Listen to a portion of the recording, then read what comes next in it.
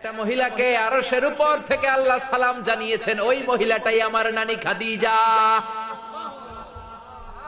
বিশ্বনবী খাদিজার এত ভালোবাসতেন, বিশ্বনবী বলতেন, আল্লাহ কিয়ামতের দিন যখন কেউ কাউরে চিনবে না, ওই কঠিন দিনে আমি যেন আমার প্রাণের খাদিজারে ভুলে না যাই। খাদিজা ইন্তেকালের পরে বিশ্বনবী নিজ হাতে দাফন কাফন করলেন, কবরের সামনে দাঁড়িয়ে দোয়া করলেন।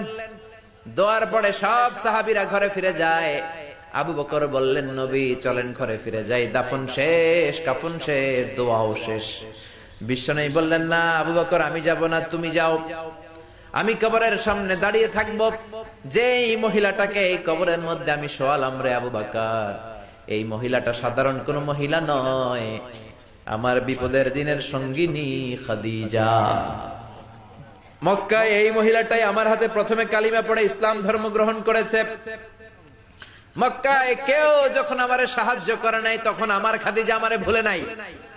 কেউ যখন আমার শেল্টার দেয় নাই, সাহায্য করে নাই, খাদিজা আমার সাহায্য করেছে। মক্কার লোকেরা 3 বছর শিয়াবে আবি তালেবে আমার জেলের মধ্যে রেখেছিল।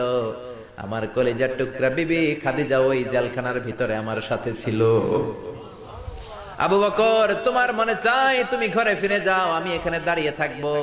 আমি দাঁড়িয়ে দাঁড়িয়ে খাদিজার কবরের 3টা প্রশ্নের জবাব আমি বিশ্বনবী নিজে দিয়ে তারপরে ঘরে ফিরে যাব রে আবু বকর।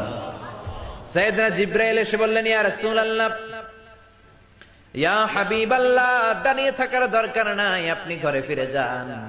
আল্লাহ বলেছে, খাদিজার কবরের 3টা প্রশ্নের জবাব আরশের উপর থেকে আল্লাহ নিজেই দিয়ে দিবে। ও নানা, কই আপনার নানি বাররা, কই আমার নানি খাদিজা? বিশ্বনবী কোনো কথা বলেন না। হুসাইন আবার প্রশ্ন করলেন, নানা বলেন তো আপনার নানার নাম কি? বিশ্বনবী বললেন, আমার নানার নাম হলো ওয়াহাব ইবনে আব্দে মানাফ। হুসাইন বলে, নানা আপনার নানা ওয়াহাব রে কে চিনে? কেউ চিনে না আপনার নানারে। আর আমার নানারে চিনে না এমন কোন মানুষ পৃথিবীতে নাই, ঠিক না? আমার নানার উপরে দুরূদ পড়ে না এমন কোন মানুষ পৃথিবীতে নাই। আমার নানার প্রশংসায় পঞ্চমুখ নয় এমন কোন মানুষ পৃথিবী